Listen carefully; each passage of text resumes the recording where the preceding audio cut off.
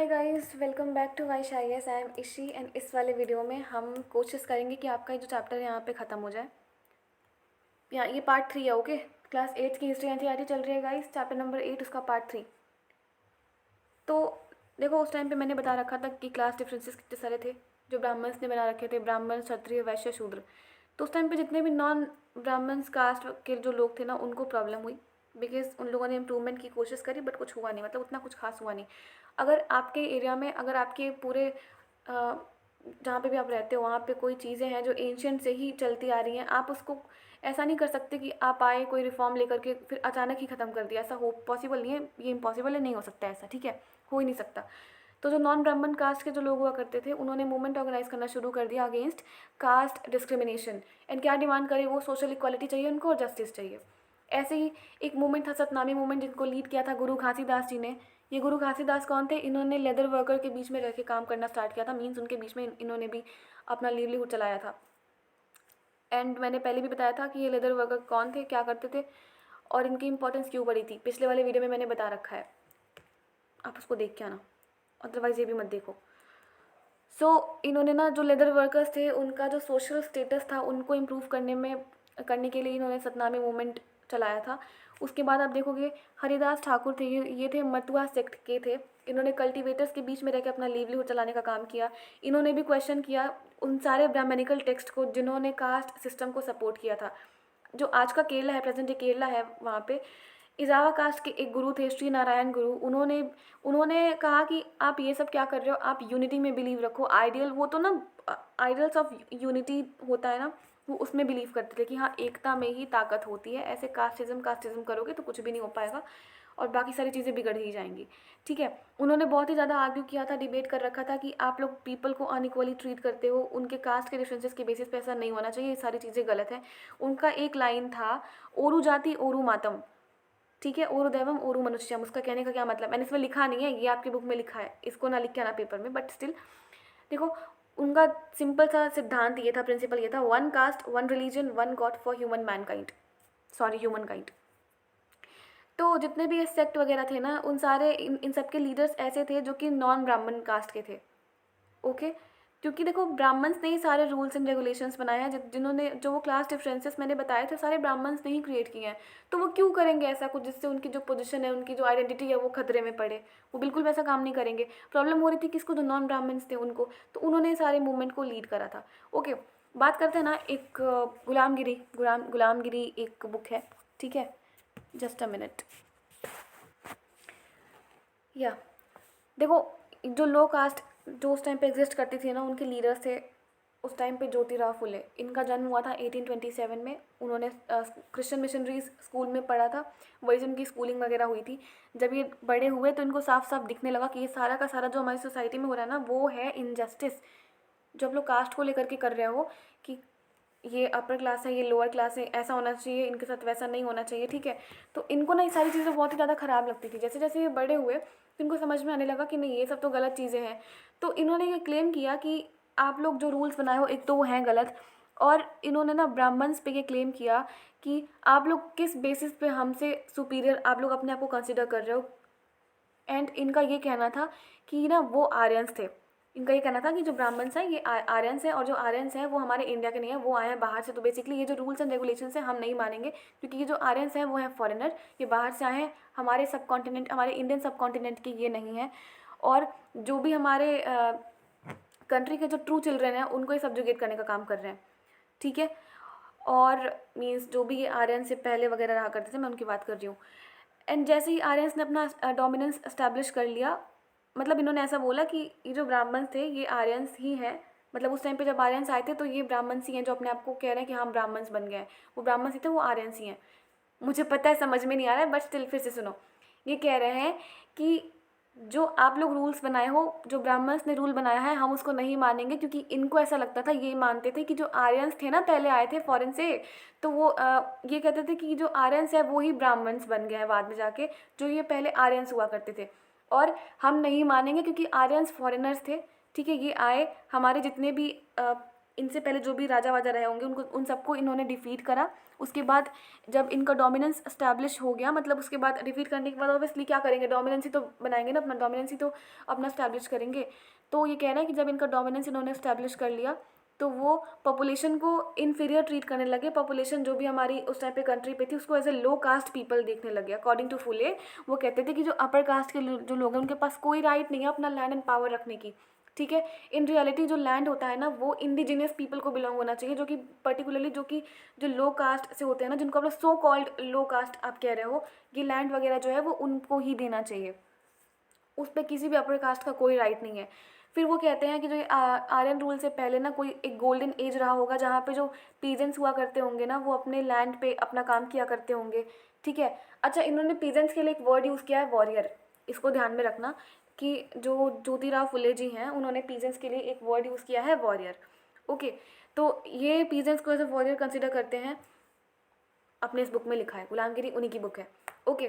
तो ये कहता है कि इनके आने से पहले जब ये आर्यंस इंडिया में नहीं आए होंगे तो उससे पहले एक गोल्डन एज एग्जिस्ट करती होगी जो इनके आने के बाद से ख़त्म हो गई है। तो ये कहते हैं कि जो शूद्रास जो हैं, शूद्रास को क्या बोलते हैं, वो लेबरिंग कास्ट, ठीक है, जो काम वाम करते हैं, ओके। उसके बाद जो अति शूद्र है जिनको आप लोग अनटचेबल कंसिडर करते हो, इन दोनों को यूनाइट होना चाहिए और कास्ट जो ये डिस्क्रिमिनेशन हो रखा है ना इसको चैलेंज करना चाहिए। सत्यशोधक समाज जो था एक एसोसिएशन था फुले जी का जो कास्ट की इक्वालिटी के लिए ही वर्क करता था। आप देखोगे 1873 में इन्होंने ये बुक लिखा था गुलामगिरी, जिसका मतलब था स्लेवरी। लगभग इससे 10 साल पहले तक अमेरिकन सिविल वॉर मतलब हो रहा था, ख़त्म भी हो चुका था, ठीक है। अमेरिका में उस टाइम पे स्लेवरी ख़त्म हो गई थी, इससे 10 साल पहले तक मैं बता रही हूँ। तो जो ये फुले थे इन्होंने अपनी इस बुक को उन अमेरिकन्स के लिए डेडिकेट किया है जो कि अपने आप को स्लेवरी से छुड़ाने के लिए उन लोगों ने लड़ाई करी है। इसीलिए आप ये कह सकते हो कि इन्होंने गुलामगिरी लिख करके जो अमेरिका की जो स्लेवरी थी, जो अमेरिकन स्लेवरी थी और जो हमारे जो इंडियन के लोअर कास्ट की जो कंडीशन थी उसको इन्होंने ना कंपेयर करने का काम किया है, ओके। सो आपको इस एग्जाम्पल से लगता है जो फुले हैं, ठीक है, जितना भी कास्ट सिस्टम है उसको इन्होंने बहुत ही अच्छे से क्रिटिसाइज़ कर रहा है। कभी टाइम मिला आप पे उनकी किताब पढ़ लेना, ओके। फिर उसके उनको पता था कि जो ये अपर कास्ट विमेंस हैं, जितने भी ये लेबरर हैं, ठीक है, जो भी ये लो कास्ट जितना भी एग्जिस्ट करता है उस टाइम पे, ये कुछ है नहीं। क्योंकि देखो बात upper caste and low caste की नहीं है। अगर मैं विमेंस के कंटेक्स्ट में मैं कहूँ तो कोई ऐसा नहीं है कि जो अपर कास्ट की थी उनको बहुत ही अच्छे से ट्रीट किया जाता था, ऐसा बिल्कुल नहीं है। विमेंस को उनके तरह ही देखा जाता था कि तुम औरत हो, तुम्हारा काम है घर रहना, तुम घर से बाहर नहीं जाओगी, जॉब करना है आदमियों का काम, हम लोग जाके बाहर जॉब करेंगे। आज भी तो ये होता ही है, आज भी तो बहुत सारे घर में ऐसा है कि नहीं, जो विमेंस हैं उनको अलाउ नहीं करते हैं लोग जॉब करने के लिए, पता नहीं क्या ही सिस्टम है, ठीक है। बाद में आप देखोगे जो ये मूवमेंट था, ये वाला मूवमेंट नहीं, बड़े सारे से मूवमेंट आए। फिर आप देखोगे कि जितने भी मूवमेंट्स आए कास्ट में रिफॉर्म करने को लेकर के, वो 20th सेंचुरी तक भी कंटिन्यू हुए हैं by other great Dalit leaders like doctor Bhimrao Ambedkar. Western India में ये लीड कर रहे थे मूवमेंट। ईवी रामास्वामी नायकर इन साउथ, ठीक है, अभी इनके बारे में आगे जानेंगे। बात करते हैं हु कुड एंटर टेम्पल्स। अच्छा देखो उस टाइम पे ऐसा था ना सोसाइटी में कि अगर आप लो कास्ट से बिलोंग करते हो, लोअर कास्ट से हो, तो आपको मंदिर में जाने की अनुमति नहीं है, आप नहीं जा सकते हो। आप अगर लो कास्ट से बिलोंग करते हो आप सेम टैंक से पानी नहीं पी सकते हो जहाँ पे अपर कास्ट वाले जाते हैं। फिर उसके बाद आप सेम स्कूल में पढ़ नहीं सकते हो, सेम स्कूल में नहीं जा सकते हो। अगर स्कूल में भी चले गए, हाँ, क्योंकि मैंने बता रखा था पिछले वाले वीडियो में या फिर इससे पहले वाले वीडियो में कि उन लोगों ने काफ़ी सारी ऐसी डिबेट कर रखी थी, बहुत सारे ऐसे मूवमेंट्स चलाए थे। तो उन्होंने जो ब्रिटिशर्स थे ना, क्योंकि उन लोगों ने गवर्नमेंट स्कूल पे बैन लगा दिया था, तो जो ब्रिटिशर्स थे उन्होंने साफ साफ कह रखा था कि नहीं हम नहीं आने देंगे। बट मूवमेंट के बाद में उन्होंने एंट्री तो स्टार्ट कर दी, एंट्री तो दे दी, लेकिन हाँ क्लास में बैठना उन्होंने अलाउ नहीं किया था, किसको, लोअर कास्ट वालों को। फिर बात करते हैं हु कुड एंटर टेम्पल्स। देखो अम्बेडकर हैं, मीन्स डॉक्टर भीमराव अम्बेडकर जी। उनका जन्म हुआ था एक लो कास्ट फैमिली में जिसको महार फैमिली कहते थे। एज ए चाइल्ड उन्होंने ना बहुत सारे से कास्टिज़म उन्होंने फेस करा है अपने एवरीडे लाइफ में। कभी आपने कोई सीरियल देखा होगा, क्योंकि मैंने बहुत सारे से सुन रखे हैं, डॉक्टर बी आर अम्बेडकर पे बड़े सारे से सीरियल्स बन रखे हैं, कभी देखना आप वहाँ से ना रिलेट कर सकते हो। अब एकदम वही चीज़ तो नहीं दिखाएंगे ना जो उस टाइम पे उनके क्या इमोशंस रहे, क्या चीज़ रहे, कितनी उनको डिफ़िकल्टी फेस हुई, बट हाँ आप उससे रिलेट कर सकते हो कि अगर अभी ऐसा ये लोग शो कर रहे हैं ऑन स्क्रीन तो रियलिटी क्या ही हुई होगी उस टाइम पे। तो देखो, इनको ना बचपन से ही कास्टिज़्म इन्होंने बहुत ज़्यादा फेस किया है। इनको बहुत ही ज़्यादा तकलीफ़ें हुई हैं। स्कूल में इनको क्लासरूम में एंटर करने से बिल्कुल ही मनाही थी कि वो नहीं जा सकते हैं क्लासरूम में, ठीक है। और उसके बाद पानी भी नहीं पीने दिया जाता था। मैंने अभी जैसे बताया ना कि जहाँ पे अपर कास्ट वाले जाएंगे वहाँ पे लोअर कास्ट वाले पानी पीने नहीं जाते थे, वहाँ पे अलाउड नहीं था। जो अपर कास्ट चिल्ड्रन यूज़ करते थे वाटर टैप्स, वो वहाँ पे पानी भी नहीं पी सकते थे। अपनी स्कूलिंग ख़त्म करने के बाद में इन्होंने फेलोशिप के लिए ये कहाँ पे गए, यूएस में गए अपने हायर स्टडीज़ के लिए। मतलब फिर उसके बाद में ये इंडिया आए 1919 में। इन्होंने अपर कास्ट के बारे में उस टाइम पे जो भी सोसाइटी में जो ये टैबूज चल रहे थे अपर कास्ट को लेकर के, उन्होंने उसके बारे में अपने बुक में इन्होंने बहुत डिटेल में लिखा है। 1927 में जो अम्बेडकर जी थे ना, उन्होंने टेम्पल एंट्री मूवमेंट स्टार्ट किया था। बिकॉज मैंने अभी कह रखा था कि मंदिर में तक जाना इन लोगों ने ना मना कर दिया था कि नहीं, मंदिर में भी नहीं जा सकते हो। क्यों? उन लोगों को लगता था कि हाँ भगवान भी होंगे शायद अपर कास्ट के, इसलिए मंदिर में नहीं जा सकते हैं, क्योंकि भगवान अपर कास्ट के हैं तो हम अपर कास्ट के हैं तो लोअर कास्ट वाले नहीं जाएंगे। That was a part of joke. ऐसे पेपर में नहीं लिखना है। बट येस, मंदिर में भी जाना अलाउड नहीं था उस टाइम पे, ठीक है। फिर 1927 में इन्होंने एक टेम्पल एंट्री मूवमेंट स्टार्ट किया, जिसमें जो महार कास्ट के जितने भी फॉलोअर्स थे उन्होंने पार्टिसिपेट किया। जो ब्राह्मण प्राइस्ड जो थे, जो प्रिस्ली क्लास थी ब्राह्मण्स की, अब ऑब्वियसली उनको गुस्सा तो आएगा ना कि क्या ही हो रहा है। एक तो हम लोगों ने रूल्स एंड रेगुलेशंस बनाए, ये उल्टा हमारे पे ही भारी पड़ रहा है। तो उन लोगों को बिल्कुल भी अच्छा नहीं लग रहा था, ठीक है। वो लोग तो हाइपर ही हो रहे थे ना कि जब ये जो दलित्स हैं, जब वो टेम्पल टैंक यूज़ करेंगे, जब वो टेम्पल में एंट्री लेंगे ज़बरदस्ती, जब फोर्सफुली सारे काम करेंगे, तो बेसिकली वो लोग तो भड़क ही जाएंगे। फिर अम्बेडकर जी ने ना 3 मूवमेंट्स ऐसे लीड किए थे टेम्पल एंट्री के लिए, बिटवीन 1927 से लेकर के 1935 तक। मतलब इस ईयर के बीच में 1927 से लेकर के 1935 तक इन्होंने 3 ऐसे मूवमेंट चलाए जो कि बस टेम्पल एंट्री के लिए ही था कि हाँ हम लोअर कास्ट के हैं, हम मानते हैं, बट टेम्पल जो मंदिर है, जो भगवान है, वो सबके हैं, आप ऐसा नहीं कर सकते हो, ठीक है। बात करते हैं, just a minute, sorry guys, वो गलती से ना दूसरा PDF ओपन हो गया था। सो हम अभी पढ़ते हैं द नॉन ब्राह्मण मूवमेंट। देखो अर्ली 20th सेंचुरी में ना जो नॉन ब्राह्मण्स थे उन्होंने मूवमेंट अपना स्टार्ट किया था। जो ये इनिशिएटिव थी, वो उन नॉन ब्राह्मण जो कास्ट वाले जो लोग थे ना, जिनको एजुकेशन वगैरह मिला था, वेल्थ अच्छी खासी थी, जिनको हाँ पता था कि सारी चीज़ गलत हो रहा है, तो ये उनके थ्रू ही स्टार्ट हुआ था। उन्होंने ये आर्ग्यू किया ब्राह्मण्स को, मतलब उन्होंने ये आर्ग्यू किया कि जो ब्राह्मण्स हैं वो आर्यन इन्वेडर जब हुआ था तो उनके ये हायर्स हैं, ठीक है। तो मेनली ये भी वही कह रहे हैं जो अभी मैंने थोड़ी देर पहले बताया, जो गुलामगिरी में लिखा हुआ था। कहने का वही सिमिलर मतलब है इनका कि जो ये ब्राह्मण से पहले यही आर्यंस हुआ करते थे, ठीक है। जो ये बाहर से आए तो हम नहीं मानेंगे इनका जो कुछ भी है। तो इन्होंने आर्ग्यू किया कि जो ये ब्राह्मण्स हैं ये हायर्स हैं आर्यन के, ठीक है, आर्यन इन्वेडर्स के, जो नॉर्थ से आए थे, और जिन्होंने ये जो सदर्न लैंड है, जो ये साउथ वाला जो एरिया है, इनको इन लोगों ने कॉन्कर करा है, ओके। तो इनको जो ये ब्राह्मणिकल जो लोग थे ऐसा कहा करते थे कि हाँ पावर है कुछ, जो ब्राह्मण्स हैं वो ही पावरफुल हैं, बाकी लोग जो वैश्य शूद्र हैं, जो क्षत्रिय हैं, वो उतने पावरफुल नहीं हैं। तो इन्होंने उनको भी चैलेंज किया है। बात करते हैं इन्हीं में से एक EV रामास्वामी नायकर, इनको हम लोग पेरियार के नाम से भी जानते हैं, ठीक है। ये थे मिडिल क्लास फैमिली से। अभी देखो इनकी भी अलग ही स्टोरी है, रुको मैं बताती हूँ।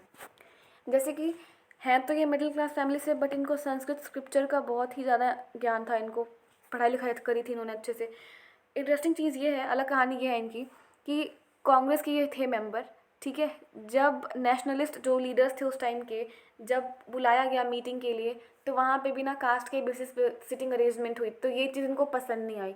इनको लगा कि तुम लोग नेशनलिस्ट नहीं, तुम लोग नहीं, आप लोग नेशनलिस्ट मूवमेंट चला रहे हो, और आप लोग अगर कास्ट डिस्क्रिमिनेशन करोगे, कास्टिज्म करोगे, तो जो बाकी लोग हैं वो लोग क्या करेंगे। हम हैं, अगर हमें सबको एक करके चलना है तो पहले हमको खुद को एक होना पड़ेगा ना, हम लोग तो खुद को अंदर से ही तोड़ रहे हैं, ठीक है। तो उनको ये बात पसंद नहीं आई। तो उसके बाद इन्होंने मतलब वो कांग्रेस से हट गए और इन्होंने सेल्फ रिस्पेक्ट मूवमेंट चलाया। मीन्स इन्होंने, ये लीडर थे सेल्फ रिस्पेक्ट मूवमेंट के, इन्होंने आर्ग्यू किया कि जो ये अनटचेबल हैं वो ही है रियल अपहोल्डर तमिल और द्रविडियन कल्चर के, ठीक है। जिनको ब्राह्मण्स ने सब्जुगेट कर दिया है। इनको ऐसा लगा कि जो ये रिलीजियस अथॉरिटीज़ है ना, वो सोशल डिवीज़न को और इनइक्वालिटी को ऐसा समझते हैं कि ये भगवान का ही दिया हुआ है। वो लोग कहते हैं ना कि अगर कोई अगर मान लो मैं हूँ, मैंने आपके लिए कोई रूल बनाया जो आपके लिए सही नहीं है और आप नहीं मानोगे, तो मैं तो यही बोलूँगी ना कि नहीं तुम्हारे लिए ये अच्छा, तुमको यही करना पड़ेगा। अगर आपको नहीं लेना है हिस्ट्री ऑप्शनल, तो मैं तो यही बोलूँगी ना कि नहीं आपको लेना ही पड़ेगा, यही अच्छा है, क्योंकि हम सब लोग ये चाहते हैं। तो वो वैसे ही ये भी इन्होंने भी बोला कि ये जो रिलीजियस अथॉरिटीज़ मीन्स जो ये ब्राह्मण्स वगैरह हैं, ये प्रिटेंड ऐसे करते हैं कि जो ये सोशल डिवीजन्स है, मतलब इनको लगा ऐसा, ठीक है, कि ये प्रिटेंड ऐसे करते हैं कि जो ये सोशल डिवीजन है, जो ये इनइक्वालिटी है, इनको लगता है कि ये भगवान की देन है। ऐसा ये नहीं मानने को तैयार नहीं है कि ये इनकी देन है, इन्होंने ये सारे टैबूज क्रिएट करे हमारी सोसाइटी में, ठीक है। जो ये अनटचेबल्स थे, मीन्स ऑफकोर्स उनको ऐसा लगता था कि जो अनटचेबल है उनको अपने आप को फ्री करना चाहिए, जितनी भी रिलीजियंस वगैरह हुआ करती हैं ना, उन सबसे अपने आप को फ्री होना चाहिए, हमें एक सोशल इक्वालिटी में जीना चाहिए। अच्छा, जो ये हिंदू स्क्रिप्चर्स वगैरह हुआ करते थे ना, इनके इनके भी अगेंस्ट थे, ये जो पेरियार जी थे ना, इनके बहुत ही अगेंस्ट थे। मनुस्मृति में क्या लिखा है, रामायण में क्या लिखा है, भगवत गीता में क्या लिखा है, महाभारत में क्या लिखा है, सब कहते थे कि नहीं ये कुछ नहीं है, कोई मतलब नहीं है, ठीक है। यस, मैंने यहाँ पे बस उनकी एक लाइन लिखी है, okay, just a minute, I think यहाँ पे स्पेलिंग गलत हो गया, ये द्रविडियन कल्चर है, ठीक है। एक लाइन ही लिखा है मैंने यहाँ पे पेरियार के बारे में, उनकी एक बहुत ही लॉन्ग स्टोरी है, तो आप इसको ना एक स्टोरी के फॉर्म में सुनते जाओ, 3-4 लाइनें लिखी है मैंने। उसके बाद हाँ, मैं ये बता रही थी कि ये मनुस्मृति जो होता है, जो भगवत गीता है, रामायण है और जो भी महाभारत है, उनके अगेंस्ट में ये थे, उनको ये बिल्कुल पसंद था। पसंद क्या, वो बिलीव ही नहीं करते थे कि ऐसा कुछ हुआ भी होगा। तो उनको ऐसा लगता था कि जो भी ये टेक्स्ट है, ये सारे ब्राह्मणिकल टेक्स्ट है, हम इनको नहीं मानेंगे। एंड ये जितने भी टेक्स्ट हैं, वो ब्राह्मण की जो अथॉरिटी है ना, उनको स्टैब्लिश करने में बहुत ज़्यादा हेल्प करती हैं ओवर लोअर कास्ट, ठीक है। ये डोमिनेशन जो चल रहा है ना, मैन ओवर वेमेंस, तो उनमें भी ये बहुत हेल्प करती हैं। तो ये सारी चीज़ें गलत है, हम इसको मानेंगे नहीं, कुछ नहीं है ये सब चीज़ें। बट हाँ देखो, ऐसा नहीं था कि जितने भी लोअर कास्ट के पीपल थे, जितने भी उस कास्ट के लोग थे, वही आवाज़ उठा रहे थे। कुछ कुछ थे अपर कास्ट नेशनलिस्ट लीडर्स थे, जिनको समझ में आ रहा था कि हाँ ये लोग सही कह रहे हैं, बी आर अम्बेडकर जी सही कह रहे हैं, ये पेरियार जी सही कह रहे हैं। बट फिर वहाँ पे ना, अगर अच्छे भी लोग थे तो कुछ बुरे भी लोग थे। बुरे तो नहीं थे, लेकिन ना कुछ ऑर्थोडॉक्स हिंदू सोसाइटी के लोग थे, क्योंकि जितना भी इन लोगों ने किया है, स्पेशली जितना जो ये पेरियार जी ने जितना भी किया है, वो अनचैलेंज तो कभी खाली गया नहीं है। बिकॉज इनके जितने भी स्पीचेस वगैरह हुआ करती थी, इनकी राइटिंग्स, इनके मूवमेंट जो थे लोअर कास्ट लीडर्स वगैरह के, उन्होंने ना सोचने पे मजबूर कर दिया बाकी सारे नेशनलिस्ट लीडर्स को कि हाँ बात तो सही है, मतलब डोमिनेशन तो है, डोमिनेंस तो चल रहा है इधर, ठीक है। बट फिर आप देखोगे कि ना, वहीं पे ऑर्थोडॉक्स हिंदू सोसाइटी भी थी, जिन्होंने बहुत सारी सी अदर मूवमेंट वो लोग चला रहे थे, जैसे कि सनातन धर्म सभा उन लोगों ने फॉर्म किया, भारत धर्म महामंडल फॉर्म किया, कुछ एसोसिएशन ऐसे ऐसे फॉर्म करके ये लोग बैठे थे कि नहीं हमको तो चाहिए ही नहीं, हम जैसे चल रहे हैं हम वैसे चलने देंगे, ठीक है। ब्राह्मण सभा भी बनाया गया बंगाल में। तो जितने भी ये चीज़ें थी ना, वो कास्ट डिस्टिंक्शंस को हटाने के लिए थी। बट स्टिल वहाँ पे कुछ ऑर्थोडॉक्स सेक्शन के लोग थे जिनको ये पसंद नहीं आ रहा था कि हमारा एंशंट कल्चर है, आप उसमें क्यों इंटरफेयर कर रहे हो। उनको ये बात कभी कभी ज़िंदगी में पसंद ही नहीं आई, ओके। बट स्टिल आज के टाइम पे अगर देखो तो इंप्रूवमेंट्स हुए हैं, बहुत ज़्यादा से इंप्रूवमेंट हुए हैं। एंड अभी ना बात करते हैं, कुछ आपके बुक में ना ऐसे दे रखा होगा, आप ज़रा इसको जूम करना, पढ़ने की ज़रूरत नहीं, देखो इसमें क्या पढ़ना है मैं बता रही हूँ। ब्रह्मो समाज है, ठीक है, विद्य समाज है, प्रार्थना समाज है, ऐसे रामकृष्ण मिशन के बारे में दे रखा है। उसके बाद अलीगढ़ मूवमेंट, मतलब ऐसे बहुत सारी से दे रखा है। आप इसका क्या करना, बस नाम याद करना है, किसने इसको फॉर्म किया वो याद करना है, रट्टाफिकेशन नहीं करना, मीन समझ के याद करना। आप इसको पढ़ोगे ना, अभी तो मैंने बहुत ही इन शॉर्ट मैंने सब करवा दिया, बट स्टिल आप अगर पढ़ोगे ना तो ये बहुत आगे तक जाएगा, आपको उसमें सब समझ में आ जाएगा, ठीक है। आप जैसे देखो, मैं एक एग्जाम्पल बताती हूँ उसको कैसे पढ़ना है। प्रार्थना समाज है ना, ये इस्टेब्लिश हुआ था 1867 में बॉम्बे में, ओके। क्यों इस्टेब्लिश हुआ था, जो कास्ट रेस्ट्रिक्शंस हैं उसको अबॉलिश करने के लिए, उसको हटाने के लिए, चाइल्ड मैरिज को अबॉलिश करने के लिए, वुमेंस के एजुकेशन को इनकरेज करने के लिए, इतना बस याद रखना है, ठीक है। बाकी वेद समाज है, अलीगढ़ मूवमेंट है। देखो सिंह सभा मूवमेंट के बारे में ना मैं कुछ बताती हूँ। ये पहली ऐसी सिंह सभा थी जो कि अमृतसर में बनी थी 1873 में, और लाहौर में बनी थी 1879 में। किसने बनाया था, जो ये सिख लोग होते हैं ना, हिंदू मुस्लिम सिख ईसाई जो आप बोलते हैं, वो वाले सिख हैं ये, ठीक है। तो इन्होंने बनाया था। तो मैं इससे बस ये क्लियर कर देना चाहती हूँ कि ऐसा नहीं था कि उस टाइम पे जो डिफरेंसेस थे वो बस हिंदुज़म में ही थे, नहीं ऐसा नहीं था, मुस्लिम्स में भी थे, सिख में भी थे, ऑफकोर्स क्रिश्चियनिटी में भी उस टाइम पे एग्जिस्ट करते ही होंगे। बट हाँ, मैं ये कह सकती हूँ कि जो जो जिस लेवल का जो डिस्क्रिमिनेशन था हिंदुज़म में था ना, वो किसी भी अदर रिलीजन में नहीं था, ठीक है। आप अलीगढ़ मूवमेंट के बारे में पढ़ोगे ना, ये मोहम्मदन जो एंग्लो ओरिएंटल कॉलेज था, इसने इनको किसने बनाया था, सैयद अहमद खान ने इस्टेब्लिश करा था 1875 में अलीगढ़ में, ओके।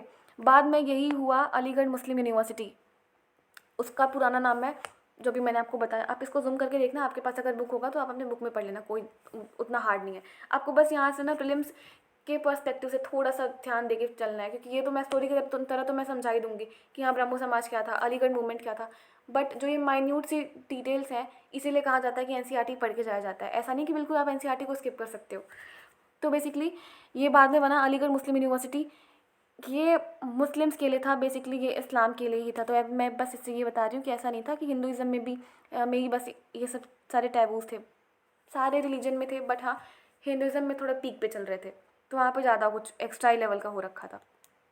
उसके बाद black slave and white planters की बात करें, देखो पहले क्या था ना, जो ये ब्लैक पीपल वगैरह हुआ करते थे इनको कैप्चर किया जाता था, उसके बाद इनको ना अफ्रीका से अमेरिका लेके आया जाता था। क्यों? मतलब अफ्रीका से अमेरिका लेके आने के बाद ना इनको वाइट प्लांटर्स को बेच दिया जाता था। एंड ये लोग जो ब्लैक स्लेव्स वगैरह हुआ करते थे ना, उनको बहुत ही बुरी तरीके से कंसिडर किया जाता था कि हाँ ये लोग ब्लैक लोग हैं, मीन्स कलर के बेसिस पे, ठीक है।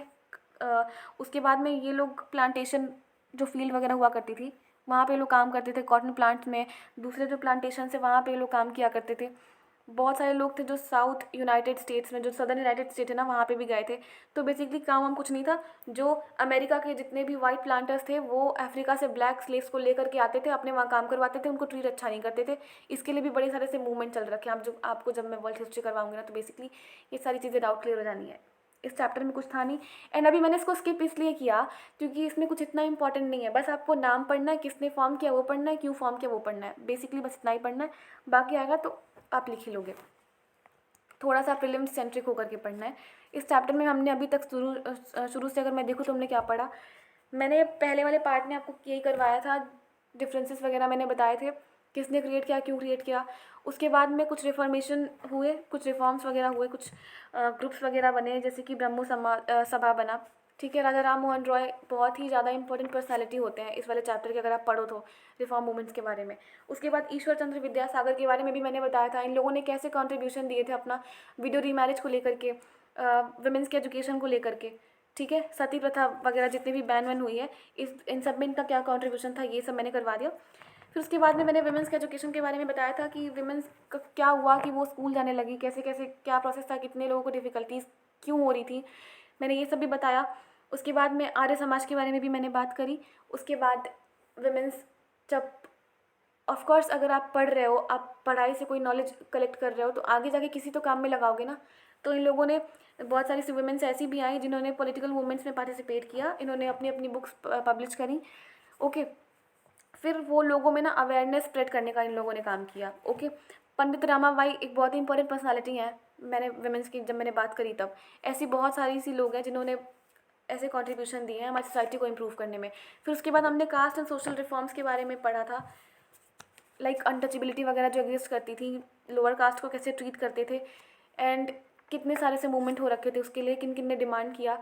फिर आज जो हमने पढ़ा वो तो अभी आपने पढ़ ही लिया, ओके।